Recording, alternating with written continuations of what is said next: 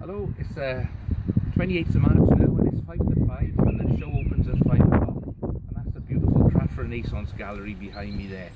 So I'll take you in a minute and I'll show you that painting I've been working on. It's my centerpiece for this show. I'll take you around the others as well. And I'll just show you a little bit of the countryside here. Although it's a very rainy day today and we can't see the mountains over there, but as the camera pans around there now, you can see that's the start of the Brecon National Park over there. And where the mountains finish there is where I've done a lot of my paintings, and that's where all my skyscapes are done. Carries on up to the Brecon Beacons and then over to the Black Mountains. It's a fantastic part of Wales. So let's go in then. It's nearly 5 o'clock. Let's hope somebody turns up. Painting here, the Golden Valley. That's just from where I showed you. Pointing to across there. It's rainy, you couldn't see it. I'd like to show them this one. It's a very windy day. This is the skyscape. These are the skies we get blowing across in Wales. This is one facing the opposite direction to that one. It's called the Skirrid Sunrise. Very early in the morning, I get up at 5:30 in the morning to do this. And coming around here.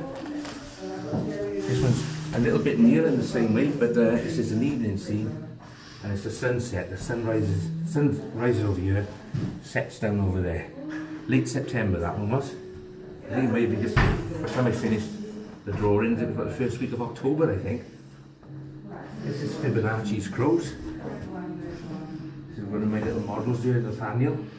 And this is the dog here, Amber. Rob's very intelligent, working dog. Couldn't get better models than that, and that's the crows of Mitchell tribe.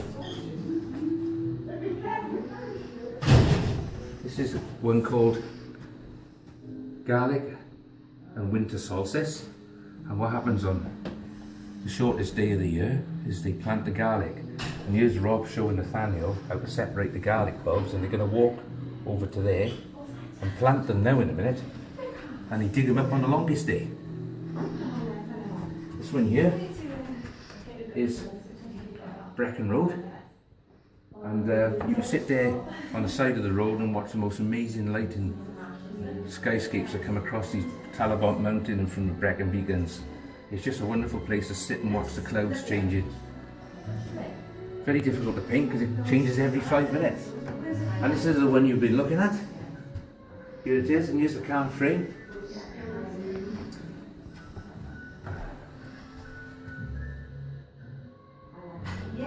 And this is the finished job.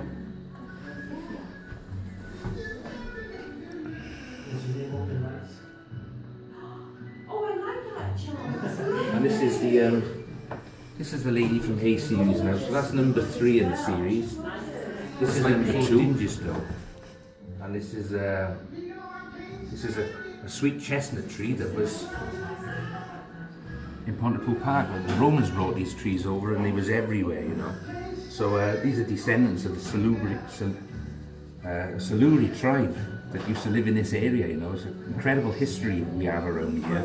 It's not very well documented or recorded by anybody, and this is what I'm trying to do, is to recreate this. It's right on this spot here, and just going past there, we have the River Usk just behind the gallery. It's a beautiful river. 12 miles further down, it comes out in a place called Clean, a very famous historical town, and the Lord of Clean in 1175, his name was Hywel ap Ioreth, and he had about 200 bodyguards, I think it was, you know, and they were called the Men of Gwent. They were very powerful guys that could pull back elm bows. The forest around here was covered in elm trees, and the British, English archers used to use yew. But they used to use a very different type of bow altogether. It was made of, you had to be a very powerful guy to pull them back. And they fired through armour as well, so there was no hiding from the Men of Gwent, you know. And they're on the way now doing a reconnaissance here to put an attack on Dingestow Castle. We've got our visitors coming in now. And I'll just show you the last one of these. This is the first one of the Lady of Hay, and this is where she is here. The Lady of Hay has been escorted from Lantony after the Welsh took Abergavenny Castle, and they've taken it back to the relative safety of Hay Castle. And these are the Norman knights taking her over Hay Buff. And there's That's the mountain you can see there. Got them on a lower route to avoid the ambush because the Welsh would have been waiting for them. This is my busker's triptych. There's two of them, the other one's over there. So this one here is called Up a Circle.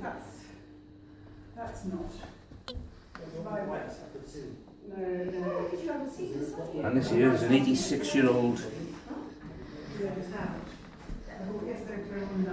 violin player.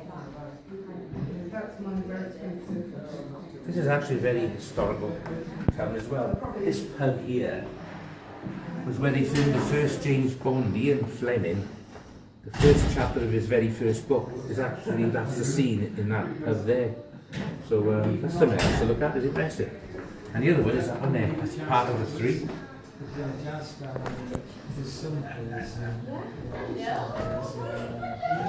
that's called Fernando Saw Saturday.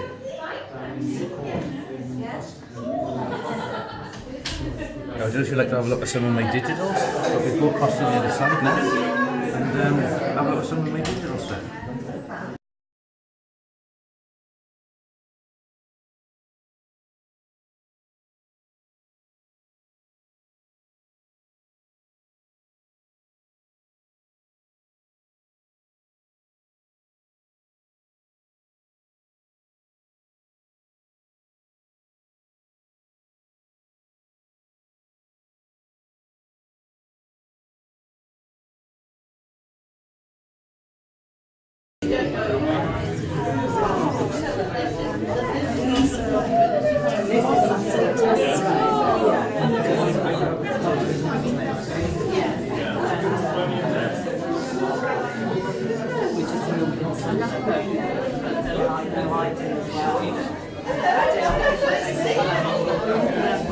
This digital piece is called Walter, and I vectorized hundreds of drugs there that are unnecessary, that are pushed on us by pharmaceutical companies. And seeing as Walter is the world's most famous drug dealer, I vectorized the drugs and I've used the drugs that we don't need to make his face up. And coming around here then we have this is a school project called the Four Seasons, and winter, spring, summer and autumn. And what I used to do with this is a spin painting, and I would give children a project in primary schools, and I give them a palette in each corner. I make them an autumn palette, and the children in this corner would, have those colours, and they would colour it in after they did their spin painting, and they used to like doing it.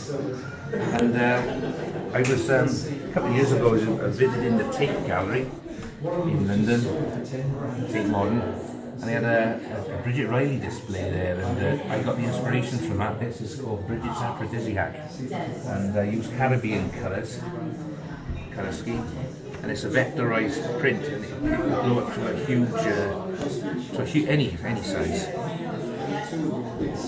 Okay, moving on to this one then. This is Damien's Marbles. There's 1,300 individual spin paintings on this that are arranged in 89 spirals one way, in Fibonacci sequence, and 55 spirals in the opposite direction.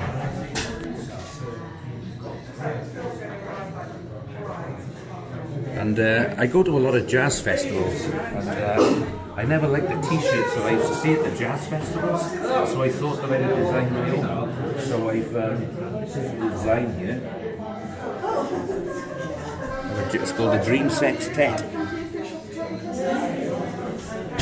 And the actual design is over here, and I'll just take you back here a second. And it's based on an iconic poster of Duke Ellington.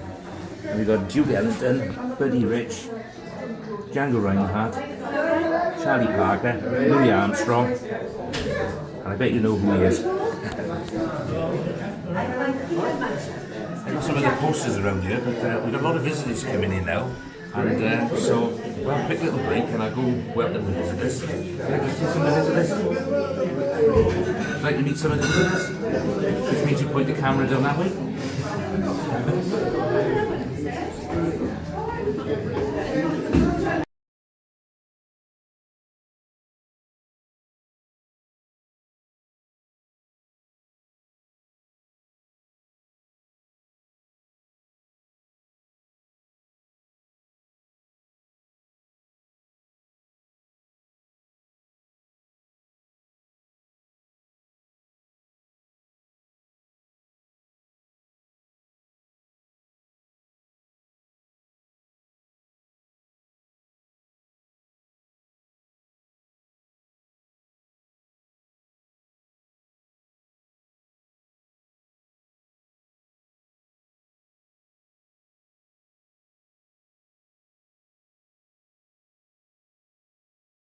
Hello, it's Easter Sunday, and a very happy Easter to you all.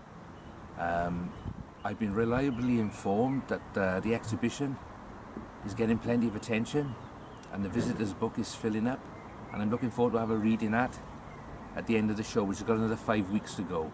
And I'm going to take a little break now, and the forsythia is out, and which is my signal and my wife's signal to plant our vegetable garden, and so that's what we're going to do in a minute up there, and then we're going to have a relax and starve myself of anything creative.